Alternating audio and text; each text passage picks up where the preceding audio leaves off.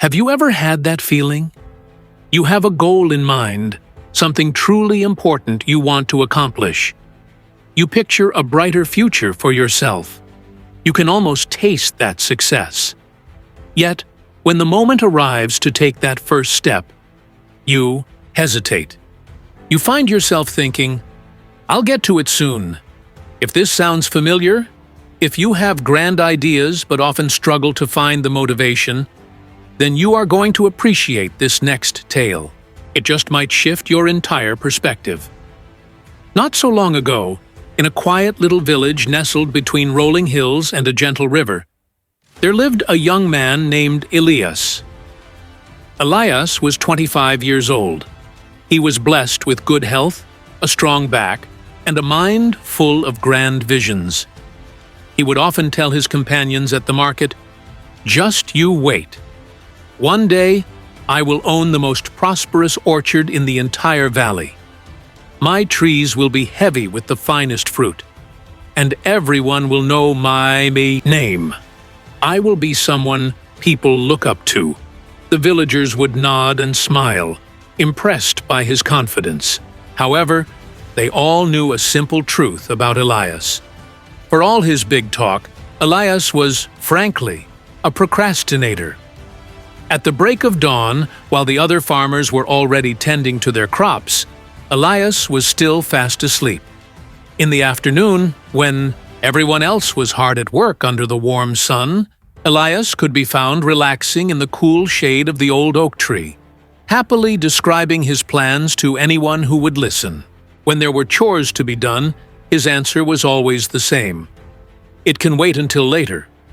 He was a master of the grand plan, but a stranger to the simple daily effort required to make it real.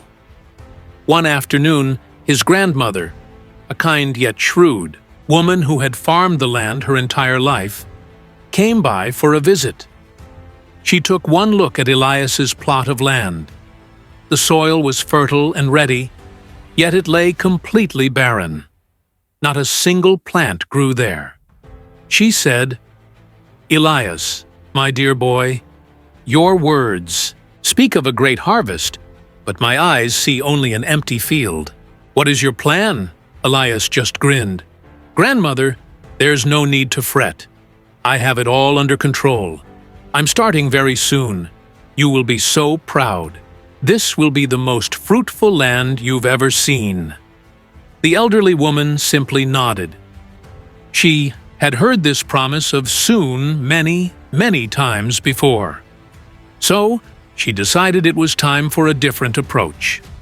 From the pocket of her apron, she brought out 2 tiny cloth pouches. Each held a single, unique seed. She placed them in Elias's hand and explained, "These are special seeds, Elias. The first is a seed of purpose.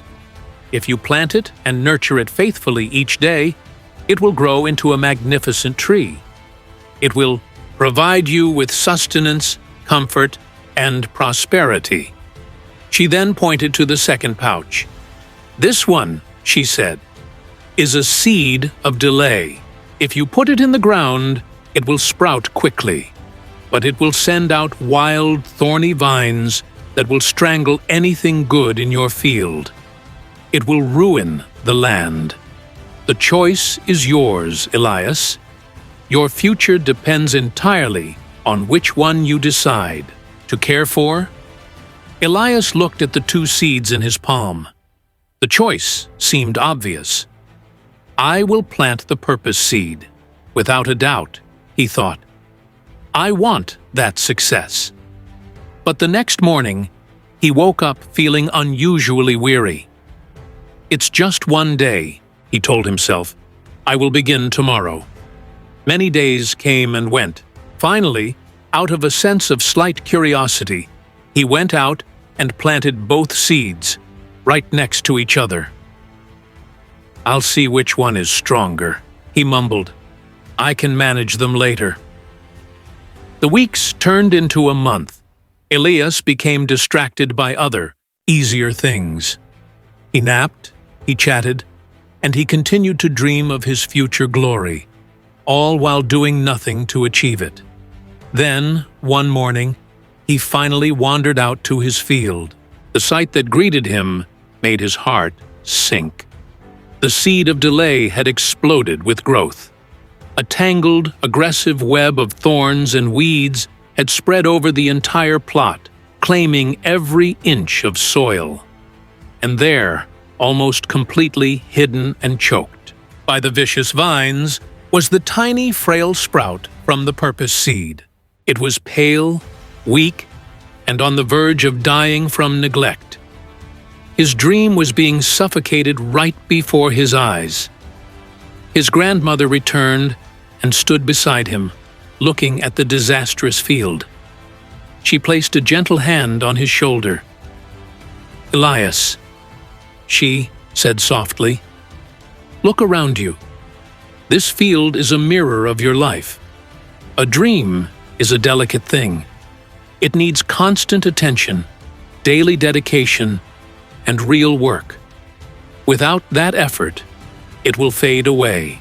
But procrastination, inaction, that grows wild all on its own. It spreads quickly, and it leaves nothing but ruin in its wake. You wished for a magnificent future, but your inaction is already stealing it from you." Elias fell to his knees, overwhelmed with regret. He gently touched the frail, dying sprout, and his eyes welled up with tears. For the very first time, he understood the real cost of waiting. Visions are powerless without action to bring them to life. That night, Elias did not sleep a wink.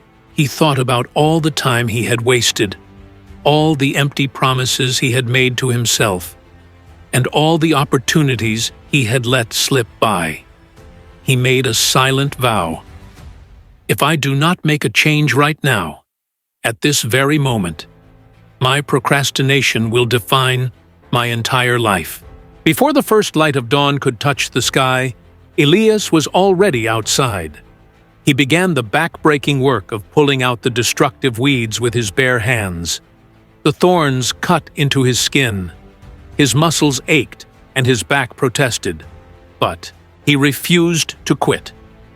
He cleared the land around the little sprout. He brought it water every single morning without fail. He protected it and tended to it with unwavering focus. Slowly, ever so slowly, the tiny plant began to grow stronger. Over the following years, that small sprout grew into a mighty, towering tree. It produced the sweetest fruit in the valley, provided wonderful shade, and became the foundation of the wealth and respect Elias had always dreamed of. Elias himself was transformed.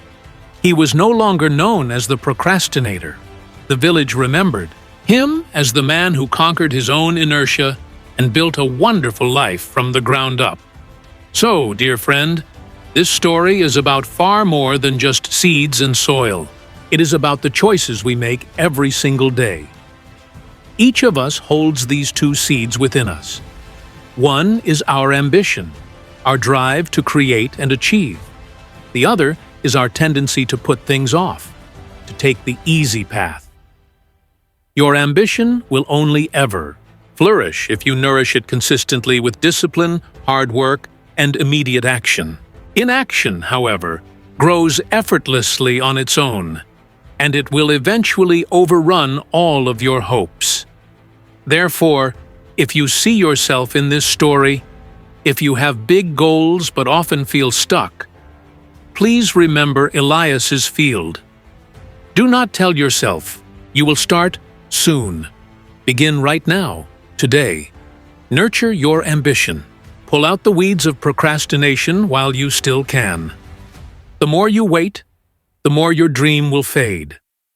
If this story resonated with you and offered a helpful reminder, please do give it a like. Subscribe to our channel, Stories for Growth, and pass this along to a friend or family member who might also be waiting for the perfect moment to begin. Let's support each other in nurturing our ambitions and building the lives we truly desire.